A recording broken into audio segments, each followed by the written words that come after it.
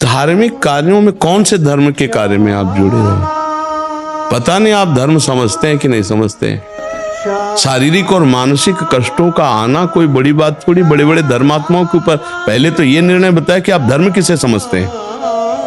ईश्वर का माला जाप करना, पूजा करना। महाराज जी, घर गृहस्थी में क्या होता है कि अगरबत्ती लगा लिया, मंदिर चले गए, इसी को धार्मिक को कभी मनाया, 2 साल में एक बार तीर्थ हुआ है, और कभी सत्संग में चले गए, इसको धार्मिक माना जाता है। महाराज जी, धार्मिक कार्य माने जाते हैं, ऐसा मान। हाँ चलो ठीक है, तो इतने से थोड़ी हम दुख सुख से निपट पाएंगे।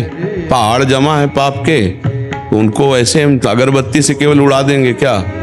नाम जप निरंतरता बनाते हुए और ये ध्यान रखते हुए कि शरीर नाशवान है, आज नहीं तो कल नष्ट होगा, इस शरीर से कोई पापाचरण न हो, भगवान का निरंतर सुमिरन हो, तो जो संचित कर्म है, ध्यान से समझना, संचित कर्म वो भस्म हो जाएंगे, जो क्रियमाण वो अकर्म हो जाएंगे, फल नहीं देंगे। लेकिन जो शरीर रचने के समय प्रारब्ध रचना रची थी कि 10 वर्ष में तुम्हारे ये चोट लगेगी, 20वें वर्ष में ये होगा, 30वें वर्ष में ये हो, पूरे जीवन का पहले ही लिखा पड़ी हो चुकी, दुख भोगने की और सांसारिक सुख भोगने की, उसको भोगना पड़ेगा।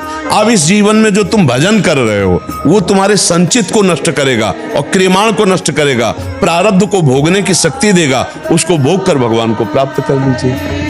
मानसिक क्लेश नहीं होना चाहिए, इसका मतलब भजन नहीं होता। नहीं तो शारीरिक क्लेश तो बड़े बड़े सिद्धों को आता, प्रारब्धानुसार भोग बड़े बड़े सिद्धों में देखे गए, नहीं मिटाया जाता। प्रारब्ध भोग आएगा, जो रचना शरीर रचने के समय आया वो आएगा बड़े बड़े सिद्धों